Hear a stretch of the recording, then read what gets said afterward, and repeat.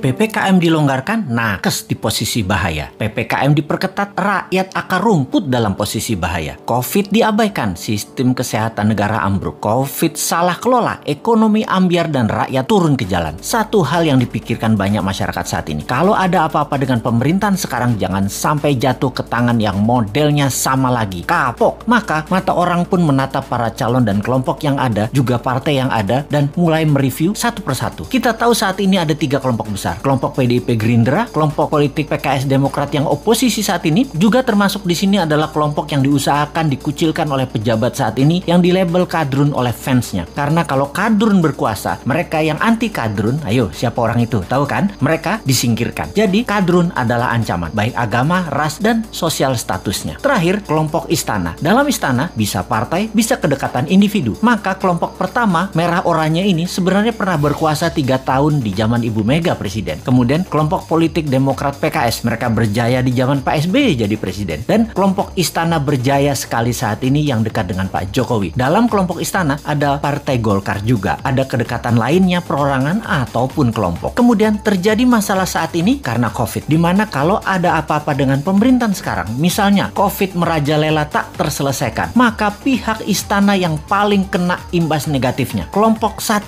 kelompok merah oranye ini berusaha menjauhkan diri agar tidak kena getahnya. Agar kalau ada apa-apa dengan istana, mereka masih dianggap solusi oleh masyarakat. Kelompok ketiga jelas paling berharap pendulum swingnya ke arah oposisi. Kalau terjadi masalah yang membesar, mereka yang berpuasa jabatan selama 7 tahun ini atau selama 10 tahunan ini berharap dapat simpati masyarakat sekarang. Tanpa kerja sih sebenarnya. Kok bisa ya? Nggak kerja tapi ngarap dapat simpati. Ide atau konsep aja nggak punya. Mending bosman sih, walau terhina tapi pede kasih solusi. Kalau COVID berkepanjangan, ekonomi dan kesehatan masyarakat di titik terbawah, maka kelompok istana yang paling gedabrukan, panik, bingung, dan coba atur banyak hal sendirian bernegaranya. Bisa saja shuffle sana sini seperti ubah Panglima TNI, geser Ketua BIN, geser pejabat di TNI, geser reshuffle kabinet yang minor-minor, mencari bantuan asing. Pokoknya yang gulung komeng, gelundang-gelundung kerja ya kelompok istana ini. Yang oposisi memanfaatkan ini semua dengan memberitakan hal-hal yang buruk di sekitar istana dan pejabat terasnya. Oposisi ini, 2 partai utama Demokrat dan PKS ditambah pasukan yang dicap kadrun, yang dicap jual agama. Itulah mereka para oposisi. Di posisi 1, mereka siap-siap ambil peluang juga agar kepercayaan masyarakat tumbuh ke arah mereka. Juga tidak dipersalahkan atas kesalahan kelolaan COVID dan jatuhnya ekonomi karena istana yang paling bertanggung jawab. Kalau istana berhasil melewati masa pelik ini selama 3 tahun ke depan, posisi 1 dan posisi istana berusaha memainkan dongeng kesuksesan ini untuk bekal 2024. Kompak lagi mereka. Singkatnya, saat ini yang namanya politikus sisa, banyak yang masih diam-diam baik untuk ambil posisi. Mau miring ke istana atau mau ikut oposisi dengungkan terus kejelekan istana, nggak banyak actionnya mereka ini. Mereka ini seperti Nasdem, P3,